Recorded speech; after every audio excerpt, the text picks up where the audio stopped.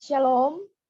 Baiklah, pada saat ini kami kelompok 10 akan mempresentasikan hasil materi kami, yaitu prostitusi dan pekerjaan seks lainnya dalam kajian etika dan teologi Kristen.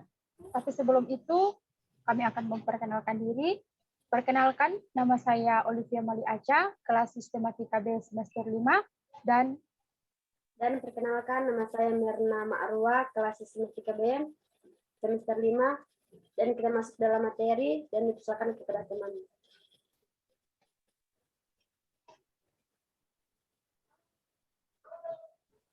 Yang pertama, layanan seks komersial bukan lagi hal yang ditutup-tutupi karena sudah sangat mewabah di seluruh dunia.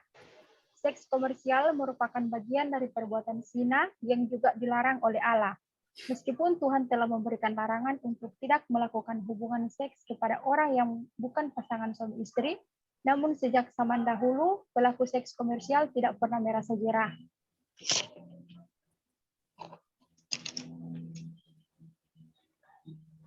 Yang pertama, kita akan membahas seks bebas. Seks komersial adalah penjualan jasa seksual seperti hubungan badan, seks oral, dan ponseks yang bertujuan untuk mendapatkan uang atau imbalan.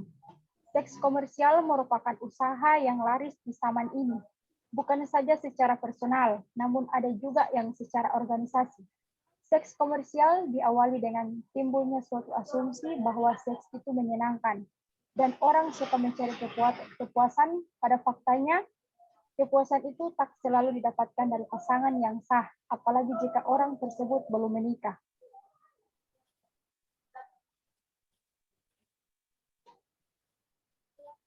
Pelacur adalah profesi yang menjual jasa untuk memuaskan kebutuhan seksual pelanggan. Biasanya, pelayanan ini dalam bentuk menyewakan tubuhnya. Pelacuran atau prostitusi adalah penjualan jasa seksual dengan uang sebagai imbalan atau upah. Seseorang yang menjual jasa seksual disebut pelacur, yang kini sering disebut dengan istilah pekerja seks komersial atau PSK. Dalam pengertian yang lebih luas, seseorang yang menjual jasanya untuk hal-hal yang dianggap tak berharga juga disebut melacurkan dirinya. Di Indonesia, pelacur sebagai pelaku prostitusi atau pelacuran sering disebut sebagai sundal. Ini menunjukkan bahwa perilaku perempuan sundal itu sangat buruk, hina, dan menjadi musuh masyarakat. Pelacur dianggap melecehkan kesucian agama, dan mereka juga sering diseret ke pengadilan karena melanggar hukum.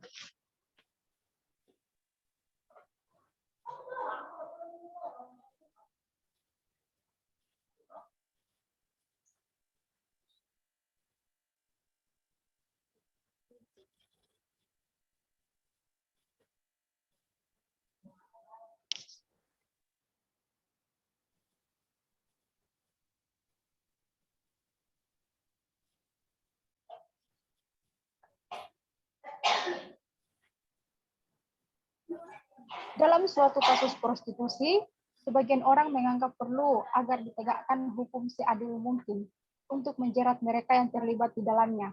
Namun bagi sebagian orang, ini menjadi tidak adil dalam konteks di mana prostitusi adalah pelibatan dua orang lawan jenis untuk sebuah kesenangan seksual.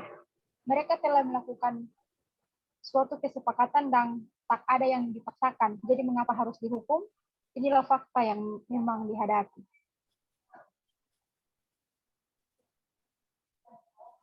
Pelacuran jelas membawa akibat dalam diri pelaku. Pelacuran maupun masyarakat. Selain dilihat sebagai wanita murahan, para pelacur harus mengakhiri masa-masa hidup dengan pandangan negatif dari lingkungan di mana dia hidup.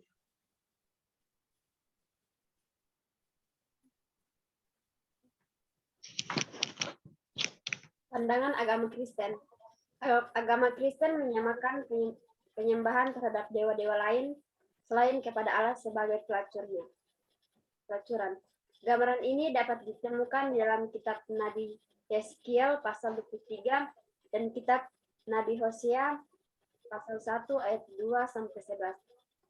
Alkitab juga secara jelas menunjukkan bahwa masalah pelacuran memang telah ada sejak lama, bahkan dalam suatu perumpamaan. Tuhan Yesus pernah menyinggung mengenai masalah ini.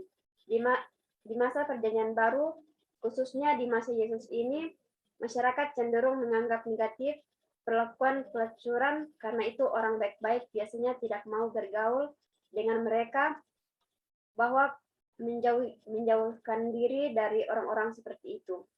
Namun demikian Yesus digambarkan dekat dengan orang-orang yang disingkirkan oleh masyarakat seperti para pelacur, pemungut cukai, dan lain-lain. Menurut cara pandang atau pendekatan etika teleologis, sesuai dengan arti kata teleos, yang berarti tujuan, hal yang secara moral baik atau buruk, benar atau salah, wajib atau dilarang ditentukan oleh hasil dari tindakan yang dilaksanakan.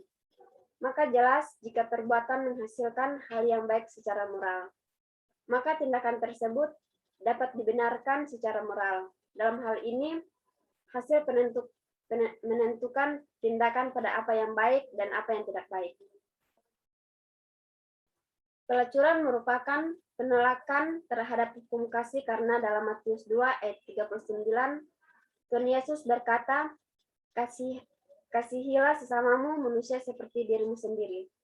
Paulus pun menyatakan bahwa seorang suami harus mengasihi istrinya sama seperti tubuhnya sendiri, sebab tidak seperti seorang yang membenci tubuhnya sendiri, tetapi justru mengasuhnya dan merawatinya.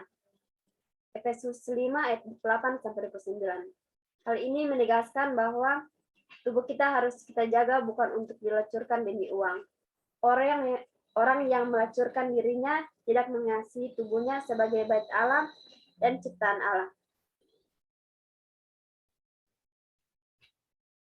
Orang yang melacur karena desakan ekonomi atau alasan apapun adalah orang yang tidak percaya akan berkat dan perlindungan Allah.